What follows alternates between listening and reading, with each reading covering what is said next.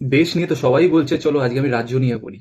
আজ ওয়েস্ট বেঙ্গলে যে অবস্থাটা হয়ে দাঁড়িয়েছে, একটা কথা তো শিওর যে একটা স্পেসিফিক জাত বেশি সুবিধে পায় রাদার দেন নেটিভ যারা বেঙ্গলি আছে তাদের থেকে।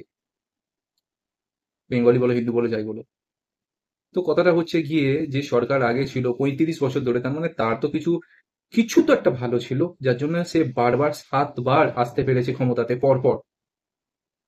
তাকে হাঁটিয়ে মানুষ যখন নতুন একটা সরকারকে আনলো, সেই সরকার এখন কিভাবে রাজত্ব করছে, যে পদ্ধতিটা এখন বিজেপি ও অন্য দেশের অন্য জায়গাতে ফলো করাচ্ছে, যে একটা ভাতা দিয়ে দাও মান্থলি, মানুষ খুশি হয়ে যাবে, মানুষ বারবার আনবে। কিন্তু একটা কথা ভাবো, তুমি একটা ভাতা পেয়ে ভোট দিচ্ছ, অ্যান্ড যখন একটা সরকার ভাতা চায় সেন্ট্রাল গভর্নমেন্টের থেকে, তার চুনোপুটিও মানে গায়ে লাগে না সেন্ট্রাল থেকে যে ফান্ডটা আসে সেইখান থেকে লোকাল লোকেদেরকে মান্থলি একটা মিনিমাম অ্যামাউন্ট দিতে। বোঝো ব্যাপারটা। প্রগতি হয়েছে? কি কি প্রগতি হয়েছে লাস্ট 10, 12, 14 বছরে? কারণ যে বেসের ওপর তুমি বসে আছো সেটা সিপিএম জমানার ওপরই বানানো। আমি কারোর প্রশংসা করছি না, বাট আমি এটা বলছি যে ইলেকশনে মানুষকে জেতানো হয় কোনো সুবিধের জন্য। মানুষ মানে নতুন কোনো পলিটিক্যাল পার্টিকে আনা হয় যে পুরনো পার্টি পছন্দ হয়নি বলে। কিন্তু নতুনত্ব কি পাচ্ছি? অনেক রাজ্য আছে যেখানেতে বারবার সরকার চেঞ্জ হয়, স্পোর্টসম্যানশিপের মতো। সাউথেই আছে। তো ওতে কি হয়, প্রত্যেকটা সরকারি চেষ্টা করে যে আমরা যখন টেনিওরে আসবো আমরা বেটার কাজ করবো যাতে নেক্সট টাইমও আমাদেরকে দেওয়া হয়। কিন্তু এখন এমন একটা জিনিস এসে গেছে যে সরকার ইনহেরিটেন্সের মতো চালাচ্ছে। এসেছে, আছে, থাকবে, আমার ছেলে মেয়ে, ভাই, ভাইপো, কাকার ছেলে, বোনের ছেলে, এরাই সরকারে থাকবে, নতুন ভাবে তারাই চালাবে।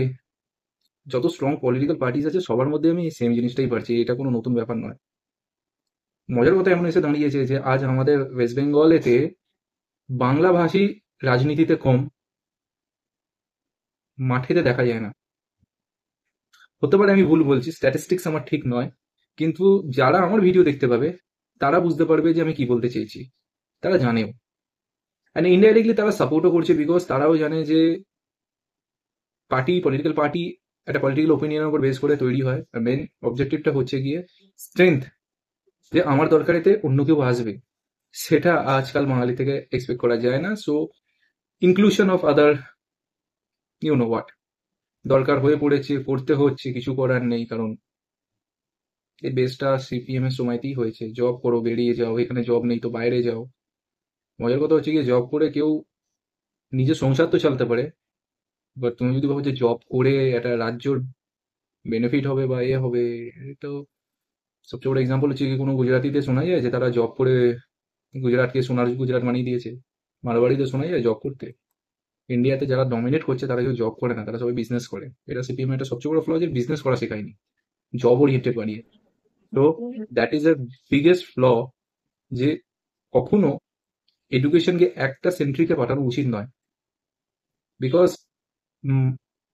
যেরকম প্রত্যেকটা আঙুল একটা হাতে সমান নয়, ঠিক তেমনি তুমি একটা পুরো রাজ্যের লোকেদেরকে ফোর্স করছো যে জবের পেছনে যাও, জব ইজ এভরিথিং, জব না পেলে তোমার লাইফে কিছু অ্যাচিভমেন্ট নয়। তো জব মানে একটা পপেটের মতোই তৈরি হওয়া। সে সকালে বাইরে বেরোবে, কাজ করবে, বাড়ি আসবে, তুমি তার থেকে পলিটিক্যাল ওপিনিয়ন কি করে এক্সপেকটেশন করছো যে সে দেশের জন্য বা রাজ্যের জন্য বা সোসাইটির জন্য ভাববে? সে তো নিজের বাড়িতে ভাববে যে আমার আজকে চিনি কিনে ফিরতে হবে না টমেটো।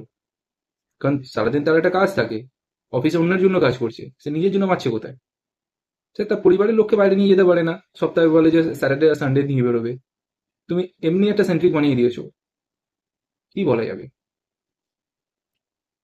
সিপিএম এর যেরকম ভালো দিকও আছে, সিপিএম এর তেমনি খারাপ দিকও আছে, এবং সেটা ওরা ওটাকে চেঞ্জ করতে পারেনি। আরেকটা জিনিস আমি যেটা দেখতে পাই, অ্যাগ্রেশন দিয়ে হয় না, কখনো কখনো না হিউম্যানিটি দরকার পড়ে। মানে আমি কি বলতে চাইছি, দ্যাট ইজ লাভ। পিপল যদি তোমার থেকে মানে এভরিবডি এক্সপেক্ট লাভ। তুমি দেখাচ্ছ যে তুমি অন্য থেকে এই করবে সেই করবে, বেশি অ্যাগ্রেসিভ, বেশি ব্রুটাল। মানুষ এইসব চাই না। ওয়ার চলাকালীন সবাই সোলজার্স চায়, যে মোমেন্টে ওয়ার থেমে যায় সোলজার্সদের সরিয়ে দেওয়া হয়। আই থিঙ্ক সিপিএম পার্টির এখন লাভ দিয়ে সবকিছু করা উচিত। টেক ফর এক্সাম্পল, সবকিছুতে টিএমসি পার্টিকে অ্যাটাক না করে যে ওরা এটা এই করছে সেই করছে, তোমার এটা বলো যে তোমরা আসলে কি করবে। তোমরা 35 বছর ধরে ছিলে, কিন্তু তোমরা এখন বলছো যে ওরা কালোবাজারি করছে, সবকিছু করছে। তোমরা এটা বলো যে তোমরা আরো কি কি ভালো করেছো, যার বেসিসে তোমাদেরকে ফেরত দেওয়া হবে, তোমরা আরো ডাবল মানে এতে কাজ করবে। যেরকম বিজেপি বলে যে আমরা ডাবল সরকার, ইঞ্জিন যাই হোক চালাবো। বোঝো ব্যাপারটা। কারণ এখন জেনারেশন পাল্টাচ্ছে, আলফা, ওমেগা, জেনজি। তো এখনকার মানুষের কাছে এইসব ম্যাটারই করে না পাশে কি ঘটেছে। এখনকার মানুষ এখন জানতে চায়। তাই আমি এটাই কথা বলবো যে সিপিএম যে পুরো মুছে গেছে তা না, সিপিআইএম চাইলে ফিরে আসতে পারে, কিন্তু প্রপার প্রমোশন করা দরকার। যেভাবে চলছে সেইভাবে হবে না। সেইভাবে করতে গেলে ওদের অপেক্ষা করতে হবে যে অন্য দুটো পার্টি ক্লাসেতে ওখানে ড্যামেজ হবে। নিজে যে একচ্ছত্রী ভাবে আসা, সেটার জন্য ওয়েট করলে হবে না। You have to seize the moment.